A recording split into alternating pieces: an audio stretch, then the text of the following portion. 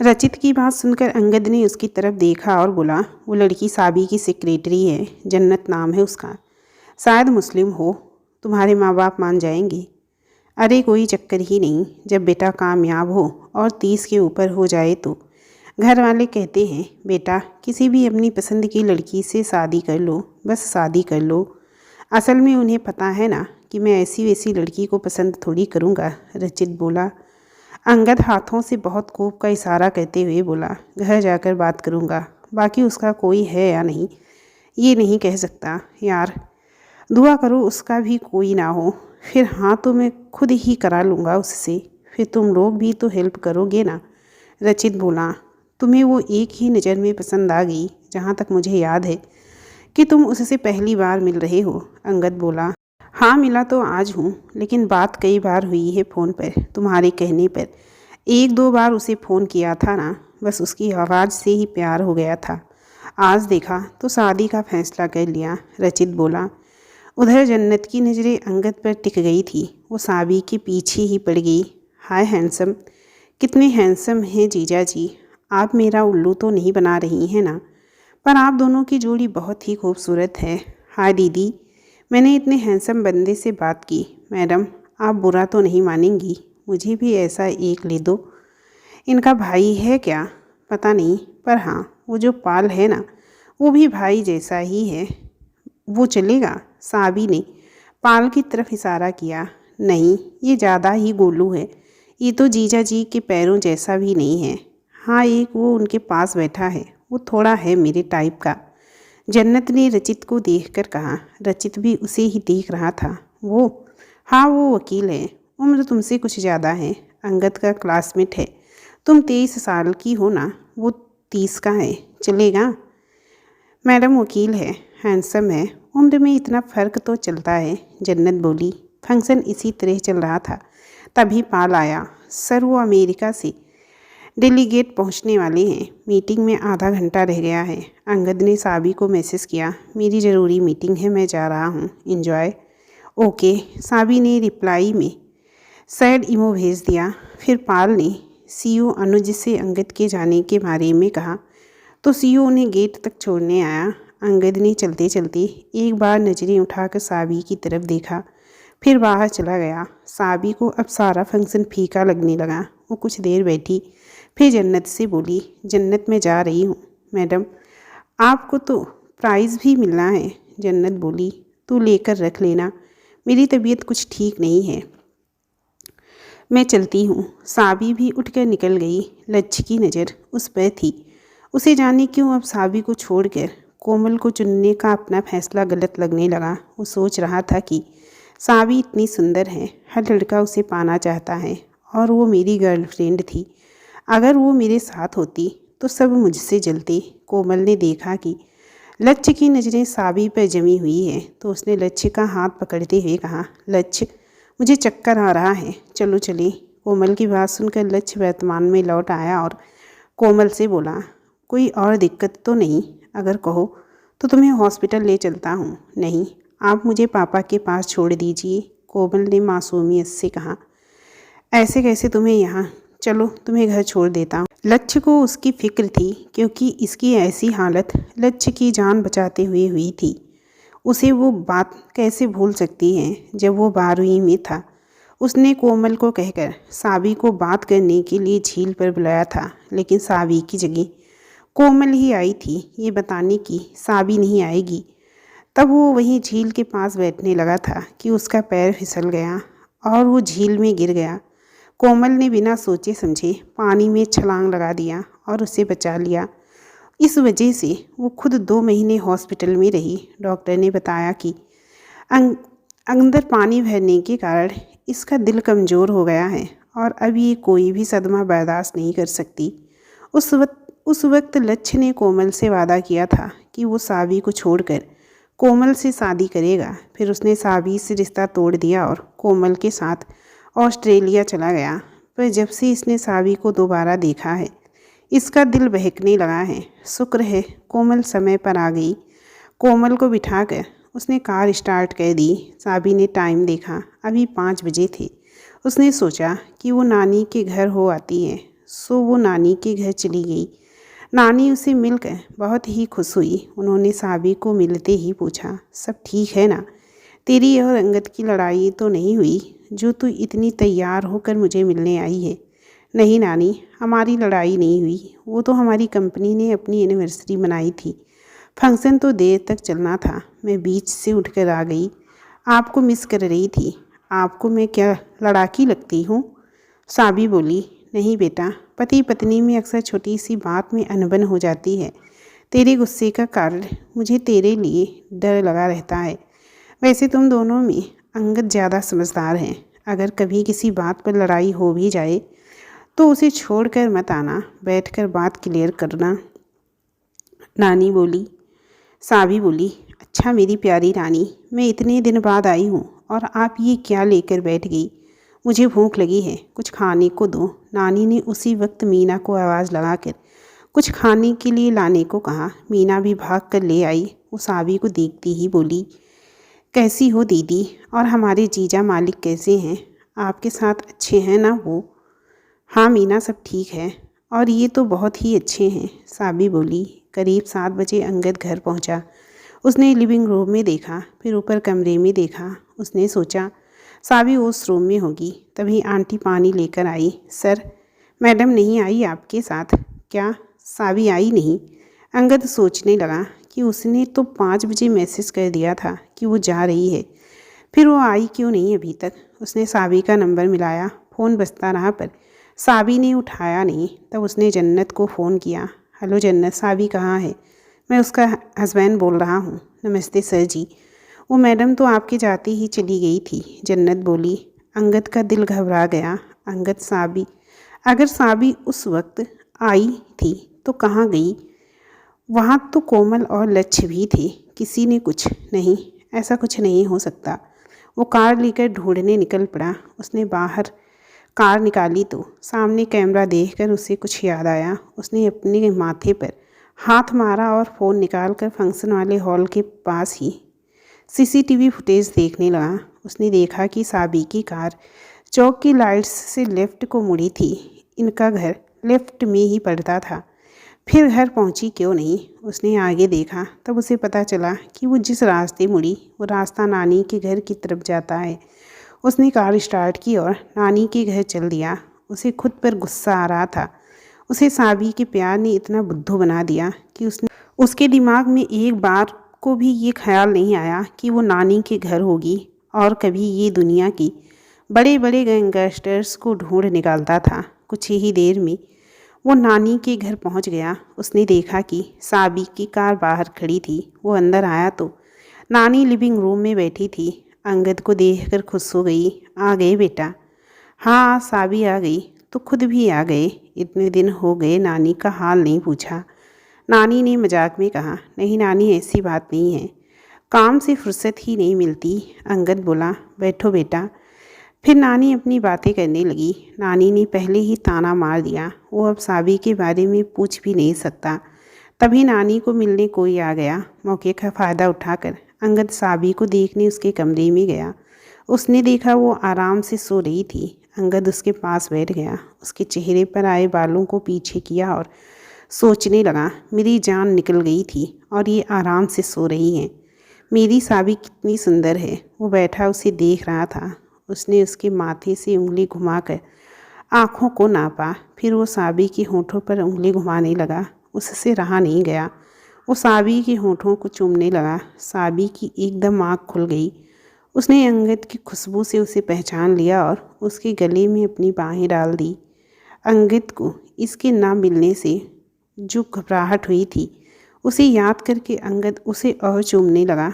वो उसे अपनी बाहों में कसता चला गया। तभी किसी ने दरवाज़ा खटखटाया। आ जाओ बेटा। वो चली गई। नानी बोली, आए नानी जी, अंगद ने जवाब दिया। फिर उसने साबी से कहा, चलो अपने घर चले। साबी ने सर हिला दिया। साबी का इसका हर बात पर ये सवालिया सा करना बहुत अच्छा लगता था। वो मुस्कुरा दी। लक्ष्य कोमल के इंगेजमेंट को 4 दिन रह गए थे। साबी अंगद से बोली, मुझे मंगलसूत्र चाहिए। मैं इनकी इंगेजमेंट में अपनी शादी के बारे में बताना चाहती हूँ। कोमल ने मुझे नीचा दिखाने के लिए बुलाया है, पर मैं उल्टा उसे ही नीचा दिखा दूंगी। ठीक है, चलो बाहर चले कि यहीं मंगवा ले। यहाँ आ जाएगा तो फिर यहीं मंगवा लो। अंगद ने ज्वेलर्स को फ़ोन करके मंगलसूत्र के लेटेस्ट डिज़ाइन लेकर आने को कहा। कुछ देर में ज्वेलर्स आ गया। दोनों को एक ही मंगलसूत्र पसंद आया। अंगद ने ज्वेलर्स के जाते ही साबी के गले में मंगलसूत्र पहना दिया और बोला, आज लग रही है हमारी शादी हुई है। कहकर उसने साबी का माथा चूम लिया। अगले दिन काम पर जाते हुए साबी ने मंगलसूत्र उतारा नहीं। उसने अपनी शर्ट के अंदर कर दिया। अब वो रोज़ अंगद के साथ ही जाती थी। कई ऑफिस वालों ने उसे महंगी कार से उतरते देखा। सब आपस में खुसर फुसर करते थे, पर किसी के सामने से बात करने की हिम्मत नहीं थी। साबी जैसे ही ऊपर गई तो उसने देखा कि सब उसे देखकर बातें कर रहे हैं। सब लिफ्ट में घुस गए तो साबी ने जानबूझकर एक फाइल नीचे गिरा दी। उसे उठाने लगी तो उसका मंगलसूत्र बाहर आ गया। गले में लटकता मंगलसूत्र सबने देखा। मैडम, आपकी शादी हो गई। बधाई हो मैडम, हमें बताया ही नहीं। कब हुई? एक ने पूछा। कुछ दिन ही हुए हैं, साबी बोली। ओह, तो जो छोड़ने आए थे वो आपके पति हैं? दूसरे ने पूछा। हाँ, मेरे पति हैं, साबी ने कहा और लिफ्ट खुलते ही चल दी। अब ये बात हर तरफ फैल गई कि साबी शादीशुदा है। अब सभी कहते कि उसका पति बहुत अमीर है। जन्नत ने आकर साबी को कहा, मैडम, आपकी शादी के बारे में मैंने किसी को नहीं बताया, मैं जानती हूँ। फिर सबको पता कैसे चल गया? जन्नत ने पूछा। मैंने खुद ही बताया। तेरे जीजा जी को बहुत गुस्सा आता है जब वो मेरे नाम के साथ किसी और का नाम लेते हैं, साबी बोली।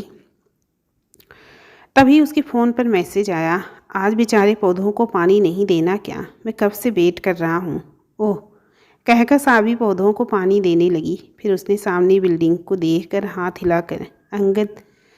हिलाया। अंगद ने भी हाथ हिला दिया। साबी बाहर बालकनी में खड़ी इशारे कर रही थी। जन्नत कमरे में आई तो देखा कि साबी अभी तक बालकनी में ही है। वो भी बालकनी में आई। उसने देखा कि साबी सामने की बिल्डिंग में किसी को इशारे कर रही थी। उसने देखा, उसका मुंह खुला रह गया। ये मैडम और उनके हस्बैंड भी हद करते हैं। अंगद उसे इशारे कर रहा था कि तुम्हारे पीछे जन्नत है, पीछे देखो, पर उसे समझ नहीं आ रहा था। हार कर जन्नत उसके पास गई और बोली, मैडम, वो आपको कह रहे हैं कि मैं आपके पीछे हूँ। साबी चौंक कर मुड़ी, जैसे उसकी चोरी पकड़ी गई हो। वो जल्दी से अंदर आ गई और जन्नत को काम देने लगी।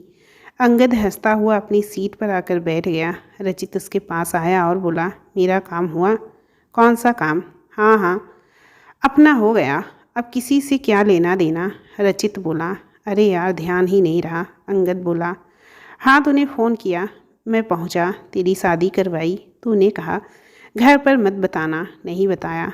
बहुत दिन हुए अंकल से बात नहीं हुई, सोच रहा हूँ आज फ़ोन कर ही लूँ। कहकर वो फ़ोन निकाल कर फ़ोन मिलाने लगा। अंगद उसे देखकर मुस्कुरा दिया और बोला, वकील होकर ब्लैकमेलिंग करते हो?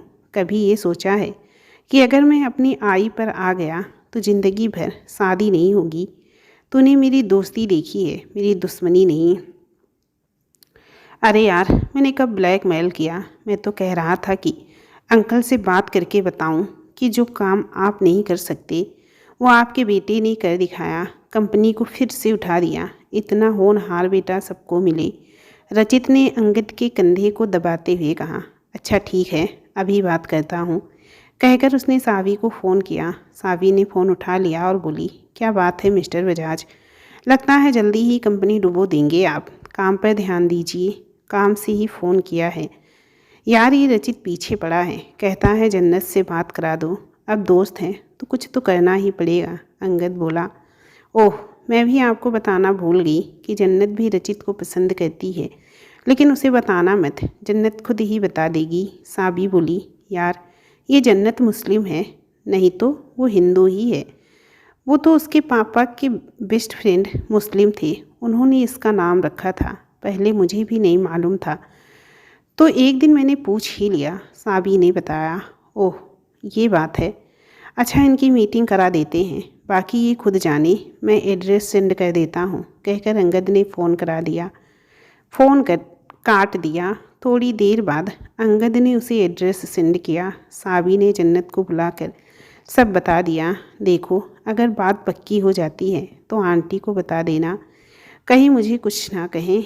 नहीं मैडम, आपको कोई कुछ नहीं कहेगा। मैंने शादी के लिए ही लड़का देखना है, टाइम पास के लिए नहीं, जन्नत बोली। शाम को वो साबी ने अंगद को फ़ोन किया। शाम को साबी ने अंगद को फ़ोन किया। आप फ्री हो गए क्या? नहीं, बहुत बिजी हूँ, मैं ड्राइवर को भेज देता हूँ, आप चली जाइए। अंगद बोला, ठीक है। साबी घर आ गई। उसके पास टाइम था तो उसने सोचा कि चलो आज अंगद के लिए खाना बनाती हूँ। वो किचन में जुट गई।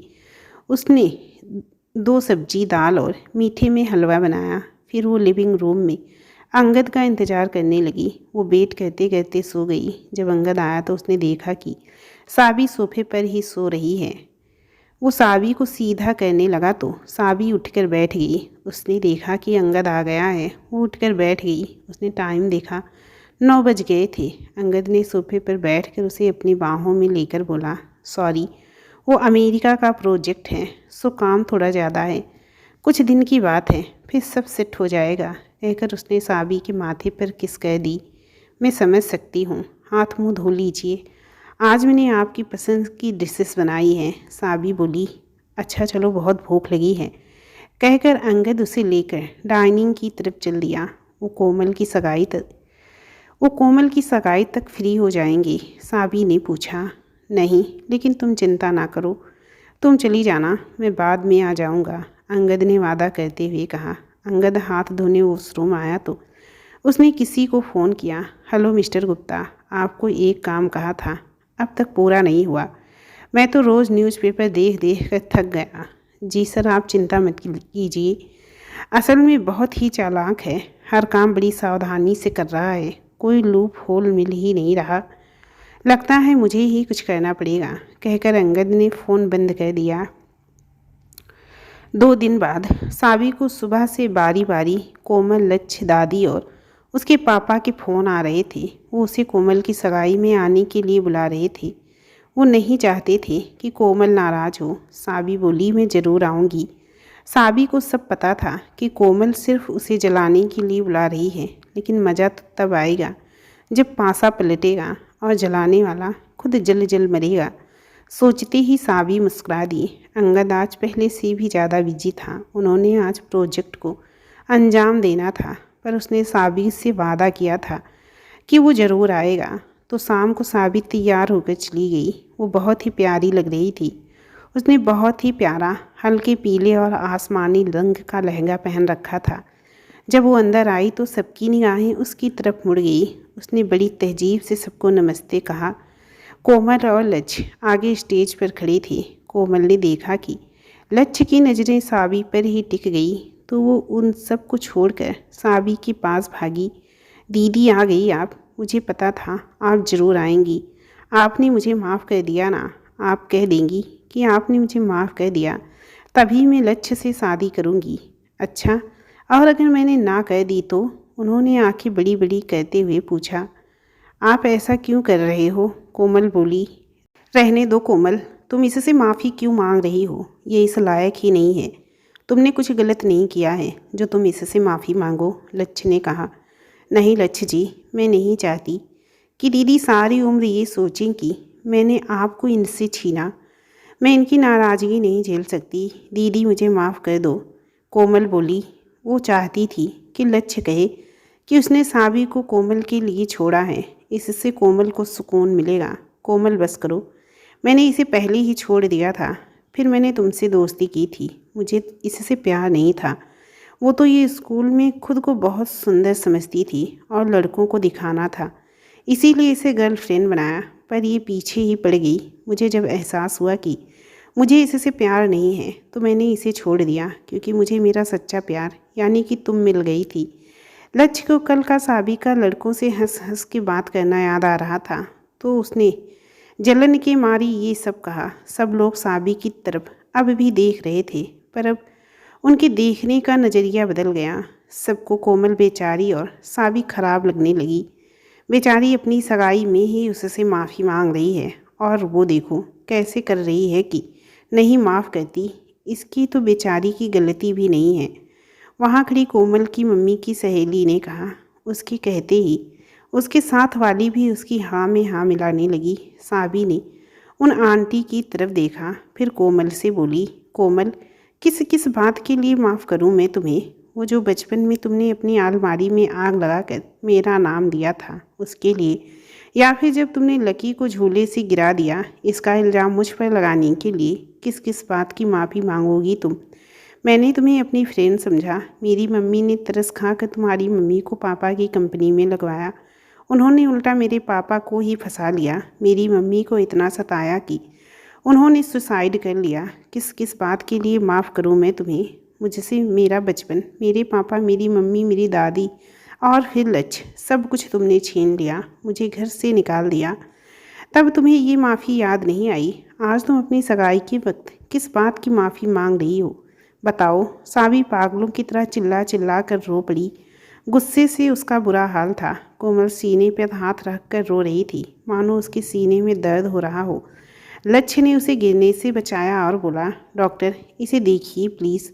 डॉक्टर के साथ ही उसके पापा वहाँ आए। सब देखने के बाद उन्होंने साबी को गुस्से से देखा और उसे मारने के लिए हाथ उठाया। साबी ने कसकर आंखें बंद कर ली, लेकिन थप्पड़ पड़ा ही नहीं तो उसने आंखें खोली। पापा का हाथ एक मजबूत हाथ ने रोक दिया था। साबी ने उसे देखा तो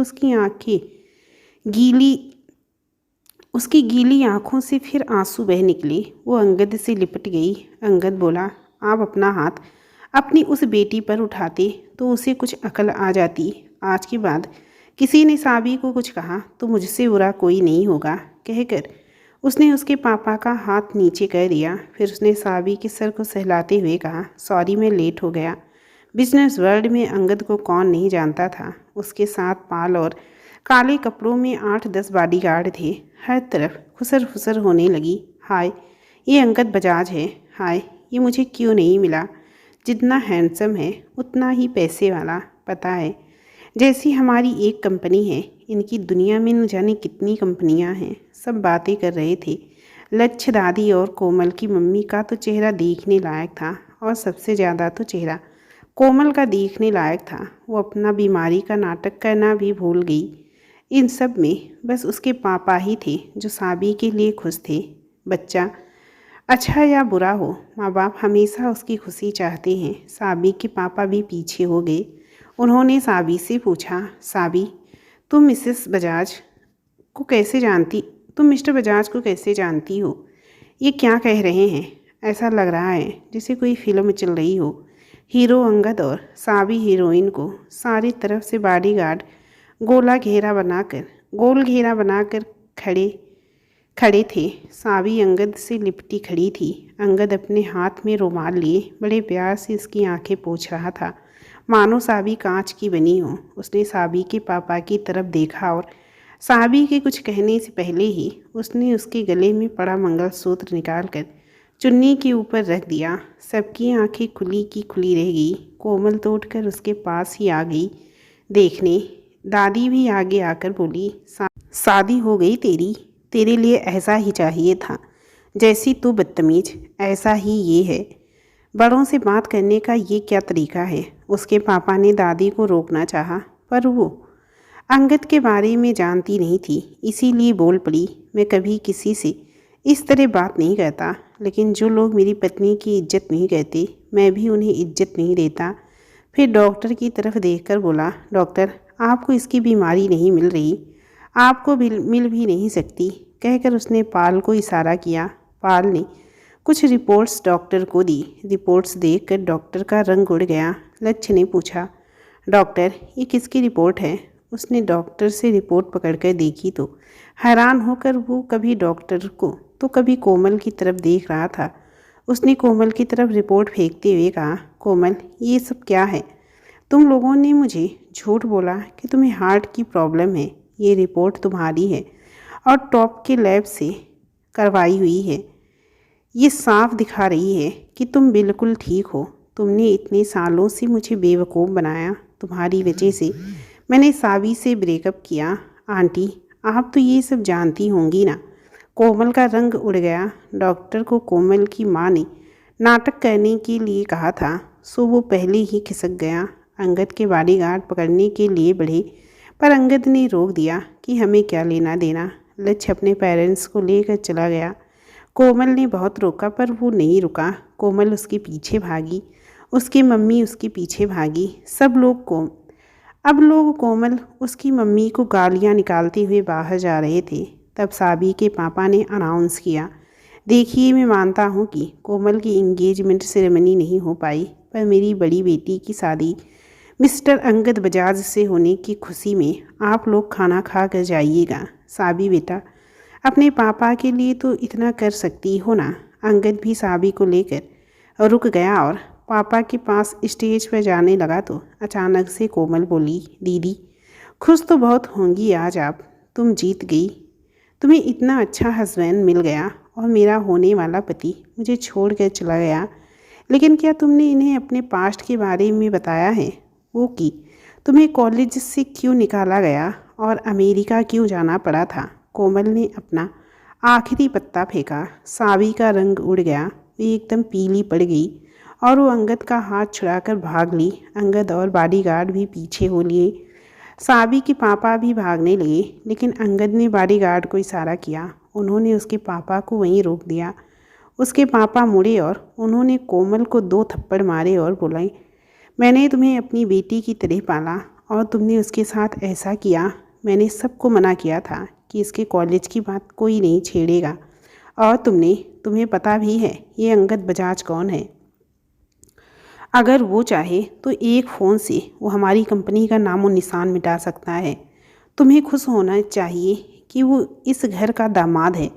उल्टा तुमने उसे नाराज़ कर दिया और तुम ये अकल दी है तुमने अपनी बेटी को। देखिए, इसे क्या पता था कि ये होगा। इसने तो माफ़ी ही मांगी थी। ये तो नादान है बेचारी, आप नाराज़ मत होइए।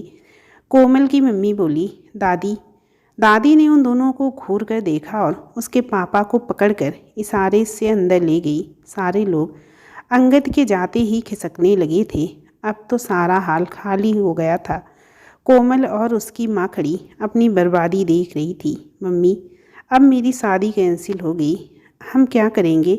और मम्मी, ये साबी की इससे शादी कैसे हो गई? कोमल ने पूछा। तू चिंता मत कर बेटी, अभी तेरी मम्मी जिंदा हैं। मैं तेरी शादी लक्ष्य से ही करवाऊंगी और साबी की शादी तुड़वा कर रहूँगी। उसने जो किया अच्छा नहीं किया, कहकर कोमल की मम्मी ने फ़ोन निकाला और बोली, मुझे जल्दी से जल्दी इस बंदी की एक एक डिटेल चाहिए। दोस्तों, इस कहानी के इस चैप्टर का एंड यहीं पर करती हूँ। मिलती हूँ इसके नेक्स्ट चैप्टर के साथ।